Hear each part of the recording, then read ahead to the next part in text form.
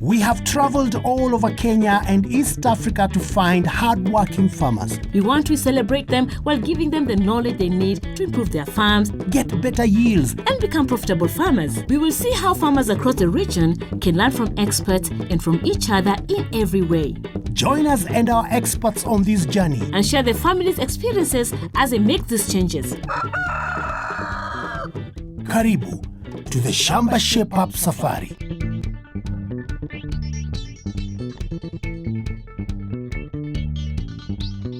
In the last couple of weeks, we had an opportunity to visit some of the farmers in different regions. We also gave them a chance to get in touch with us using our mobile service, AAK Shamba. So Tony, I think we should go and visit some of the farmers we visited before and see how they're shaping up. Oh, good idea, Naomi.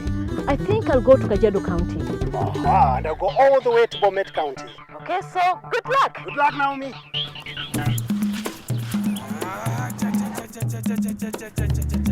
Do you remember Peter and Ruth in Bomet County?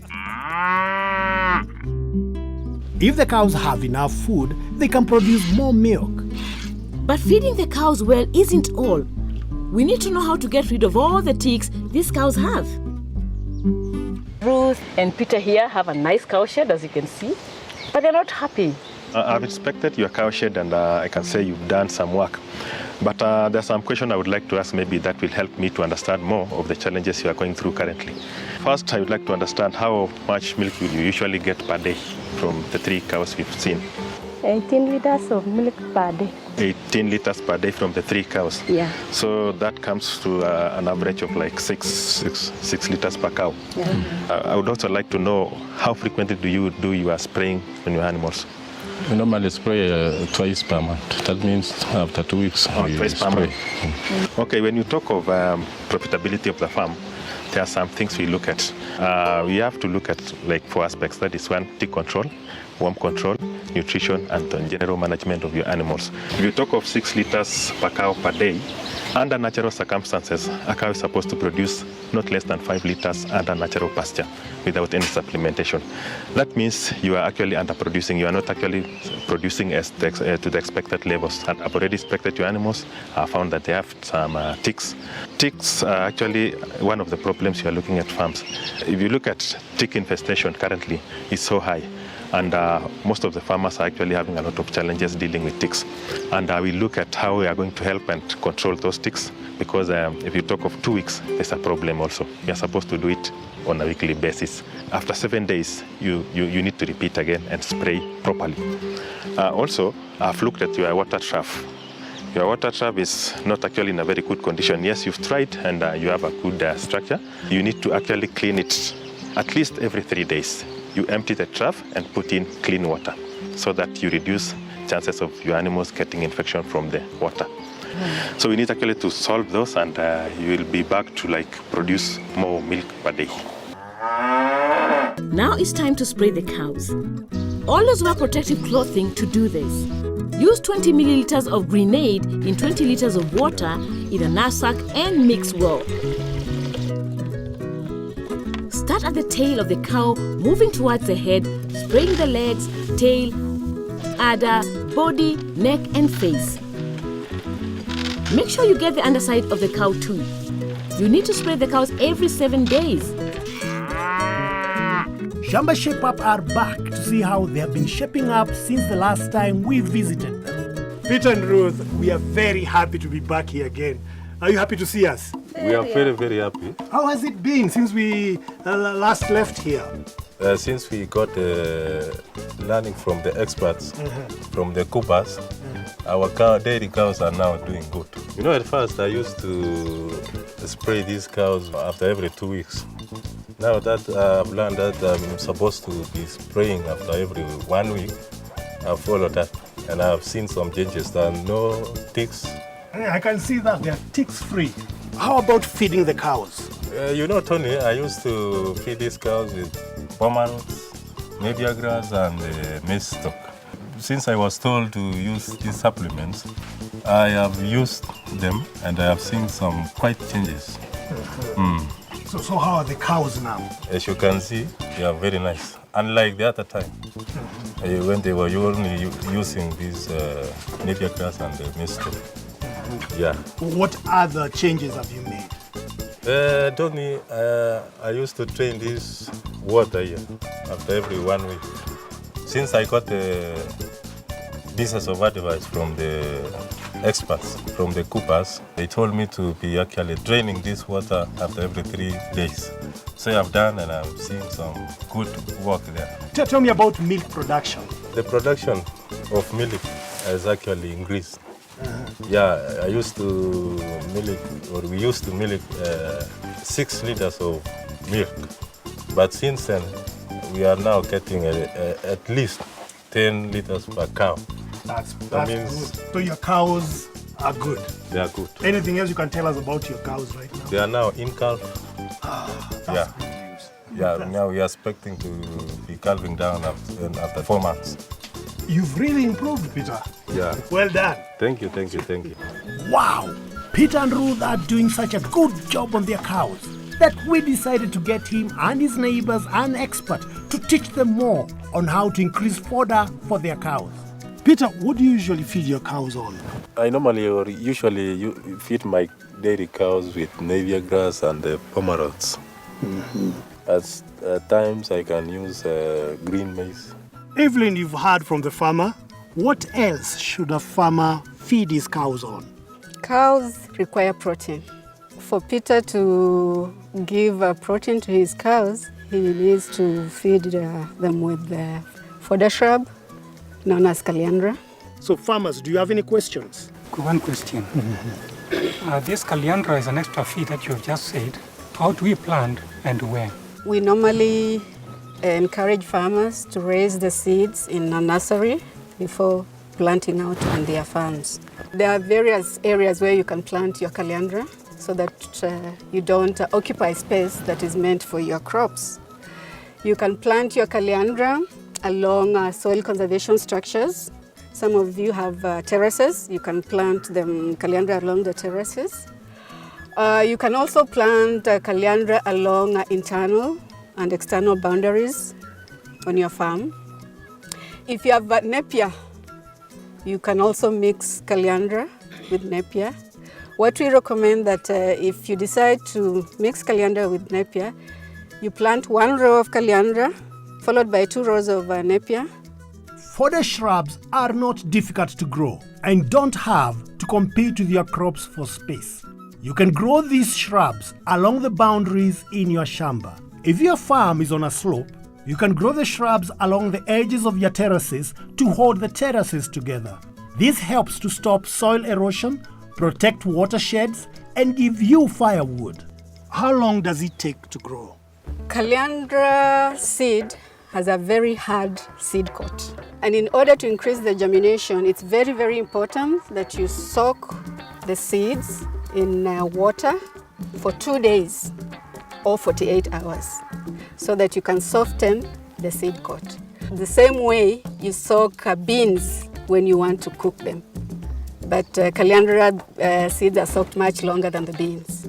Once the seed coat is softened, then you can sow your Caliandra seeds immediately.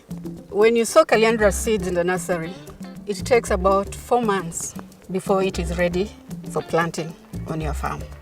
So before you even establish your nursery, it is very, very important to plan so that when the Caliandra seedlings are ready, the rains are also available. After planting this Caliandra, how long will it take for you to renew it? We normally recommend that a farmer plants 500 Caliandra per cow.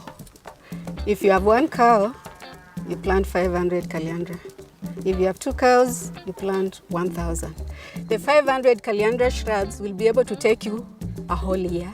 And you can be cutting for several years without Caliandra drying up. Now, before we go to the nursery, Peter, I'm sure you have a question. Now, after planting this Caliandra, how can I manage? Will I leave it to get to its height or I can prune it? Caliandra has many uses. But as a farmer, if you choose to grow Caliandra for livestock as a fodder, you have to cut it at a certain height, above ground, maybe 0.5 meters, so you can maintain it at this height from the ground. You don't have to let it to grow into a big tree. What is the importance of doing that? The importance of cutting it back is for it to increase the herbage, the foliage. Because if you let it grow into a tall tree, the amount of biomass that it produces is not much. And also there's also the danger of falling if you have to climb a tree. But if you maintain it at that height, it's easier to manage. Now I think it's good if we go to the nursery and you show us how to plant.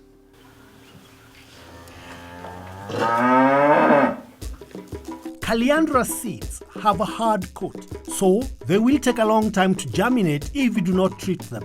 To treat the seeds, you need to soak them for 2 days in water. When most of the seeds have swollen, they can be planted. Plant the seeds straight after you have soaked them. And remember, do not boil the seeds. When you make a nursery bed, make sure you'll be able to water it every day.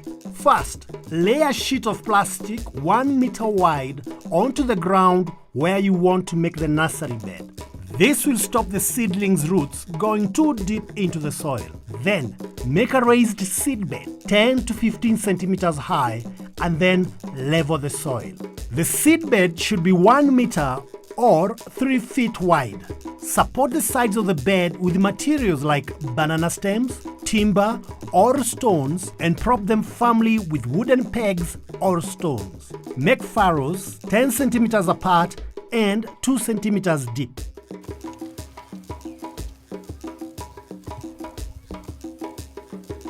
How many seeds per hole? You need to sow 2 seeds per hole. In the prepared furrows, plant 2 seeds in each space, with 5 centimeters between each set of seeds. You can use a stick cut to 5 centimeters to measure each space.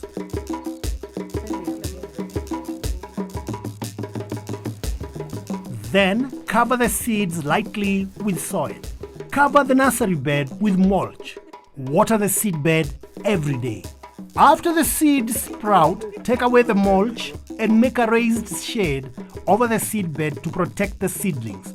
Transplant the seedlings after 4 months when they are about 1 foot tall.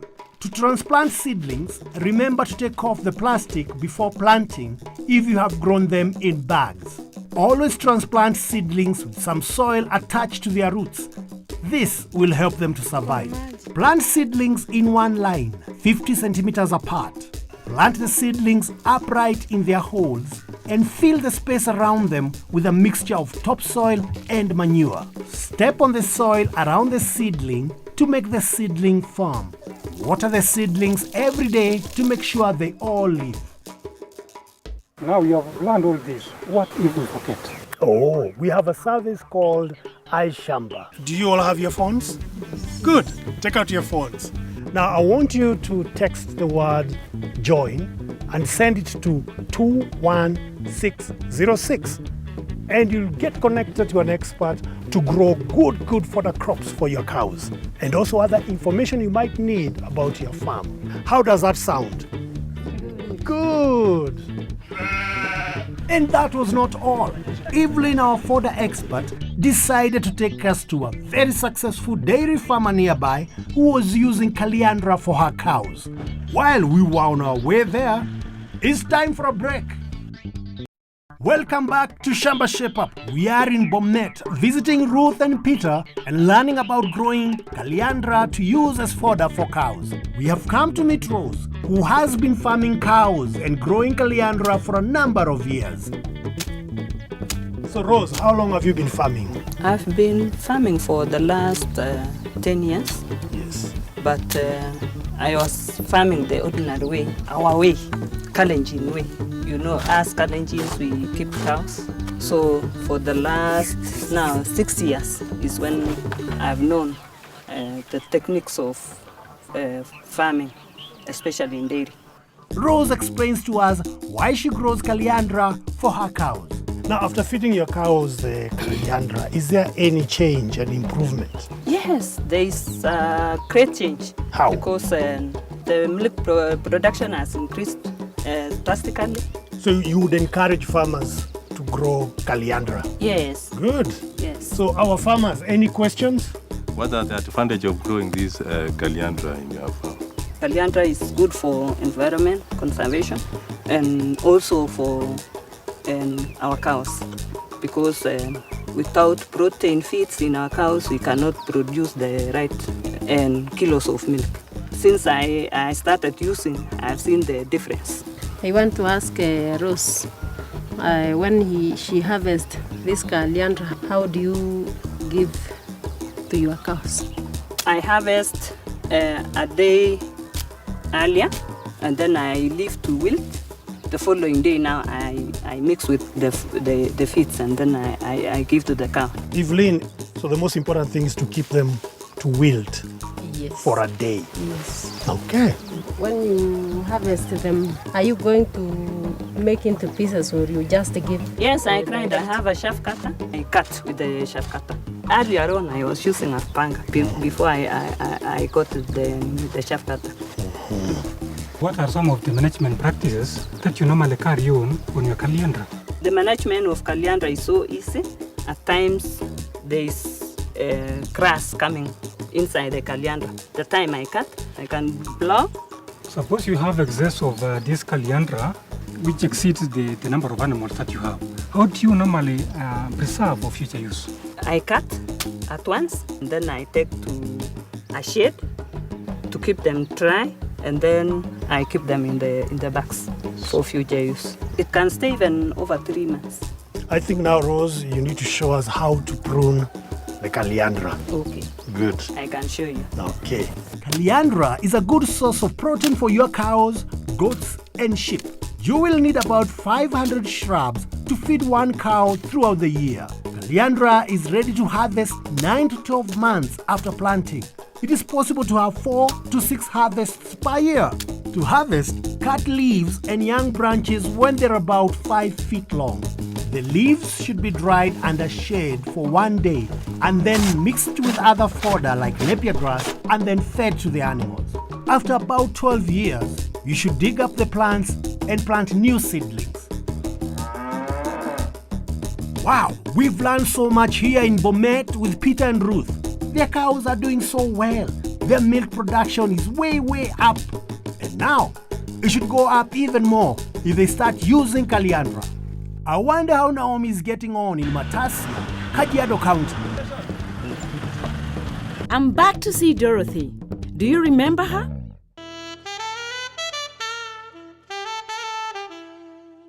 Dorothy, it's very nice to see you again since the last time we were here.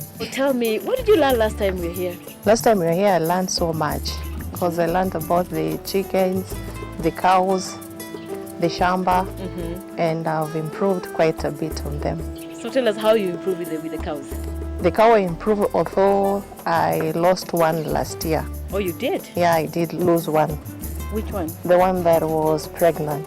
The pregnant one? Yeah. So what happened? Just one morning we woke up, it was not able to wake up and feed. We called a vet, he came, he injected it with some meds, and nothing, it didn't change. There was no change. Eventually it died. Oh, I'm very sorry about that. It's okay. But okay, fine. So what about these ones? How are they doing? These ones, they're doing quite well. The milk production, it went up a bit. Oh, it did? Yeah, it's changed. To how much? When they were both of them, I was getting 3 liters. Yeah. But now with that one, I'm getting 5 liters in the morning, 4 liters in the evening. Right. Yeah, that's a great improvement. It is a great improvement. Yeah. Yeah? So what else did you improve on? I improved on the feeding. The napier grass, Kitambo used to bring it, then I feed them directly. But when the Coopers guy came, he told me I should cut the napier grass, make it dry for the whole day, then I feed it the following day. So that's what I normally do nowadays. Yeah. That is very good. And supplements? The supplements, nowadays, when I'm milking the cow, I give it Maclick, the mineral that he gave me. I bought and I'm giving it now. Yeah. And you're very happy about that? Yeah, I'm very happy because that's what made the cow improve in the production of milk. Yeah, right. Yeah. Well, and I'm really sorry about the cow. I mean, that's a big loss, yeah? It was a big shock. I have some good news for you. Not all is lost, right? So we have a service called AAK Shamba. Yeah, let's check this out. Okay. Yeah.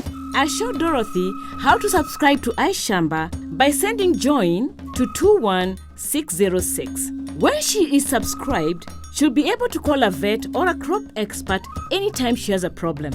She might even be able to save her cow next time. Yes, so you'd see like now immediately you would have called. Yeah. Yeah, you'd have known what the problem was. Even as a progression of the pregnancy or the cow being in calf, that would have really helped. There are so many fake chemicals these days, and we have shown Dorothy how to avoid them to save herself money and stress. There are always pests and diseases to look out for. We all use agrochemicals to try to control these problems, but we need to make sure we are buying the right thing from the right place. The Agrochemicals Association has come to help Dorothy avoid fake agrochemicals. The AAK is a group of all the pest control product suppliers in the country. Our main objective of being together is to assist our farmers to get genuine products. All members of the industry must meet the requirements of the law. And the law we follow is Pest Control Products Act. Let's go down to the farmers like Dorothy here. How can Dorothy be able to detect genuine products? We ask them to look for that clean supply chain, which starts from manufacturer, comes to distributors, who are mostly our members, then it goes to agrovet outlets. So now what steps should Dorothy here take when getting her products to use in the farm? So where do you buy your fungicides and insecticides from? I go to agrochemists. When somebody comes to your farm to sell to you, you should ask him whether it's accredited to the industry and to PCPB. Anyone who is accredited by the industry will have an identity card, which they should carry with them at all times. I see farmers buying from hawkers in a van or in a car, car is opened and they're selling chemicals. Yeah. Are they also accredited? Should the farmer also ask for an ID from them? Yes, those are the counterfeiters. Those who come actually without branded vehicles. The branded vehicles are no problem. Those are with the dresses and all that. Yeah. Those who come without branded vehicles, those are the ones who sell counterfeit products. And normally when they are selling to you, they are really always in a hurry. You find them at marketplaces, they open their boot, they sell. Those are the counterfeiters. Yeah, so Dorothy, last time we learned something about chemicals. Do you remember? Yeah, I do remember. I was taught on how to handle chemicals. Yes. When I go to the agrovet, what I should look at at the label. Yes. And of late, I've been quite busy because I've been dealing with my cows and the chickens. Right. So my dad is the one who is in charge with the shamba and dealing with the chemicals. But I would be glad if he's the one that you would show him on what to look at. Oh, fantastic. You'd love him to learn. Yeah, I would. Aha, so I have an expert who would teach you about handling chemicals. Okay. Yeah, we can both go together, you and your father. Would you like that? Very much. Okay, let's go then. Okay. So we took Dorothy and her father to the nearby Ngong town to meet with the crop life expert. Mr. Shoma, whenever you come to an agrovet like this one, what do you check out for? The first thing I check out for is to see whether the agrovet is licensed to sell the goods that it puts on the counter. Whether we have the pest and control board license. Is there anything else to check? If it's a pesticide that I am buying, I look for the label of the AAK to find out whether it really is genuine and that they are selling us the right products. Yes. Is that wrong? There's nothing else I check. Mr. Expert, is that correct? Yeah, actually, Mr. Shoma is correct. And I'd like to say that I like what he said. The first thing he checks is whether the shop is licensed. That shows that that shop has been visited by pest control officers and they have inspected it and given it a clean bill of health. Right. So most likely you'll not find any bad pesticide in that shop. The other thing he says is that he checks on the mark of quality. Right. All the pesticides have got a mark of quality. Can I have one? He checks the AAK mark of quality. But I would also like to add that you should also check on the PCPB number.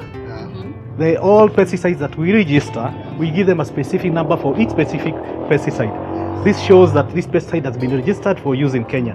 So Mr. Shoma is right. And the other thing I would like to advise Mr. Shoma is before you buy any pesticide, please know your problem. Pesticides are expensive, and if you don't know your problem, you might waste your money. So first know your problem, and if you don't know your problem, please ask an expert to tell you your problem so that you get the right pesticide for the right problems so that you can solve your problems. In addition, Bwana Shoma, I would like to add is that when you're buying your pesticides, make sure you get a receipt for the pesticides you have bought. One thing, any shop owner who gives you a receipt shows that he is somebody who can be trusted. And then the second thing, which is also very important, it will show that if there is a problem with that pesticide, we as a government, as Pest Control Product Board, we shall be able to follow it up and be able to see what went wrong, and if any action is to be taken, we shall be able to take. But without a receipt, it will be very difficult for us to follow that. So make sure you always have your receipt and keep it safely until you have used your pesticide. So, Mr. Shamba, do you have any questions so far?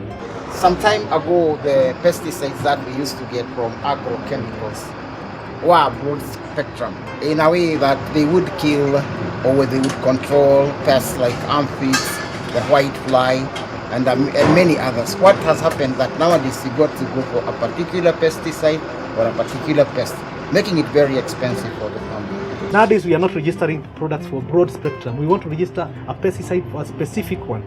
Before they were used to be registered for so many diseases and pests, and we came to find out that sometimes they are not working for all of them. So nowadays we are doing tests for per plant or per disease, so that we are sure that that one works. And that thing I would want to advise you that pesticides are expensive. Please read the label, and if you put 1 shilling in the farm through pesticides, it should get you 5 shillings out if you use it correctly. We visited the Pest Control Board, PCPB, who work together with the Agrochemical Associates of Kenya, AAK, to talk with Mr. Kuria Gatonye about how they can help farmers identify original products and help protect crops and livelihood. PCPs are pest control products.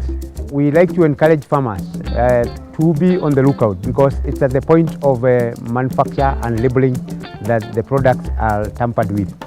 Put very simply for the understanding of our farmers, counterfeits are products that claim to be what they are not.